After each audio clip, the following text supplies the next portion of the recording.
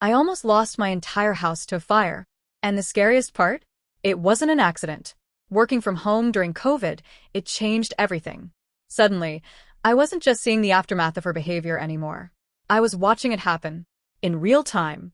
The same bland meal. Every single day. The same lunch every single day, Monday through Friday. Same goes for dinner. Can you even imagine? The same exact bland food for 5 straight days, every week.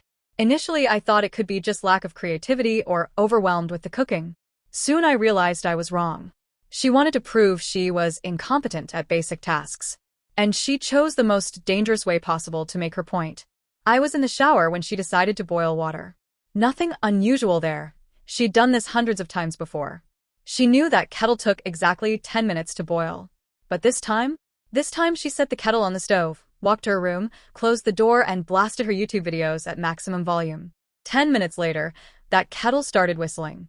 You know that sound. That shrill, urgent, turn me off now whistle. I screamed from the shower for her to turn off the stove. No response. The kettle kept whistling. And whistling. And whistling. 20 minutes. 20 minutes of continuous whistling while I'm frantically trying to finish my shower before something catastrophic happened. When I finally charged into her room, dripping wet, heart pounding, her video was still blasting at full volume. I could have smashed that phone on the ground. Why is your door closed with the video at full volume when you're boiling water? You know it takes 10 minutes, and you sat here for 30 minutes? Is this believable that it was a pure mistake? You know how she responded?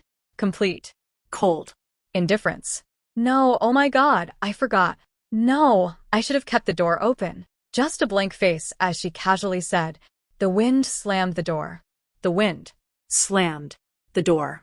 While she happened to have her video at maximum volume and happened to lose track of time for exactly 20 minutes after the whistling started.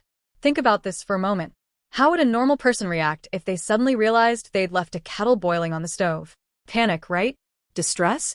Racing to turn it off, apologizing profusely, maybe even shaking from the adrenaline of realizing they almost caused a fire? Not her. Just that casual excuse and blank stare. She would have burned down my kitchen. My entire house. Just like I was the one who called paramedics for my dad. I was the one who prevented a house fire. But that wasn't her only fire hazard. She insisted on using the fan while cooking, positioning it to blow directly toward her at the stove. Open flame, wind blowing, you can see where this is going. The flame was flickering visibly, becoming unstable with every gust from the fan. When my husband redirected the fan for basic safety, she screamed at him for depriving her of wind. Even warm wind was apparently more important than preventing the house from burning down. And here's the maddening part. She put on an extremely frustrated mode whenever she was cooking, complaining it's hot, she's perspiring. But she was the one keeping the fire blasting at full power, overcooking every single dish. She took at least 3 hours from preparation till the end, and yet every single day was the same set of dishes without fail. It was her way or nothing. Either eat what she cooks or don't eat at all. She had no interest in changing the variety. Since she knew how to use YouTube, I showed her cooking videos trying to inspire her. Instead, I got a lashing from her because YouTube started recommending cooking videos instead of her usual Teochew opera entertainment videos.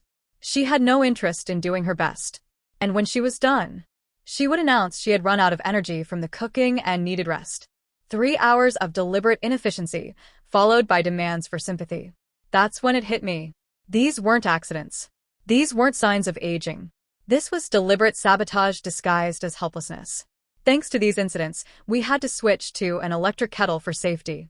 Technology became our protection against her incompetence, just like my robot vacuum cleaners and other appliances had to compensate for her selective inability to perform basic tasks. I even had a pressure cooker that would have taken all the heat away from cooking. But she complained it was too complicated to use. Anything that made her life easier was apparently beyond her capabilities. Around this same time, her obsession with her deity reached disturbing new levels. She quarreled with my husband for accidentally touching fruits she'd planned for offerings. She had put them in the fridge, unlabeled. No human hands should touch the offerings, she screamed. The irony wasn't lost on me. She had more concern for fruit than for our family's safety. That's when I knew the deity had to go from our future home. Here's some context that'll help you understand the willful ignorance at play.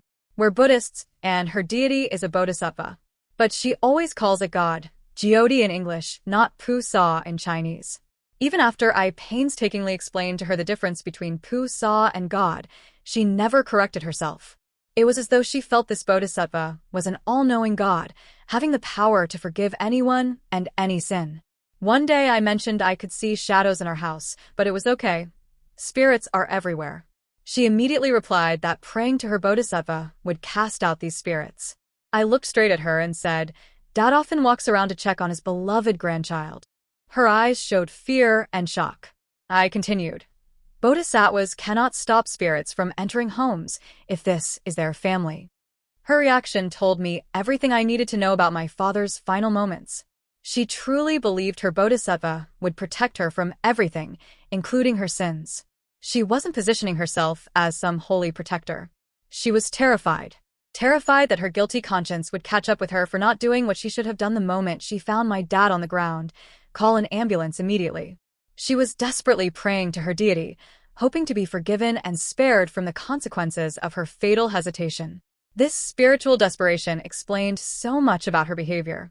Every day I watched her obsess over offerings and prayers, not out of genuine devotion, but out of guilt-driven fear. We'd been house hunting for almost 2 years by this point, and I gave her 8 months' notice that her deity wouldn't be moving to our new home with us. I'm married now, and technically, this deity belonged to my dad, not her. She needed to arrange for it to go to a temple. But of course, she didn't bother. All these logistics had always been handled by my father, and she simply assumed I'd eventually take care of it. Just like everything else. Looking back now, I can see these weren't isolated incidents. They were part of a deliberate pattern, creating chaos, then playing the victim when consequences followed. The kettle accident, the cooking complaints, the spiritual manipulation, all designed to maintain control while appearing helpless. But what I didn't realize was that her dangerous games were just the beginning. Because when someone is willing to risk burning down your house to prove a point, there's really no limit to how far they'll go. And when she started putting my daughter at risk, when she turned childcare into another battlefield for her power games, that's when I realized I wasn't just dealing with a difficult person anymore. I was dealing with someone who would sacrifice anyone, even a child, to maintain control and win her battles against me. In the next video, I'll show you exactly what I mean. Because what she did to my daughter, it changed everything.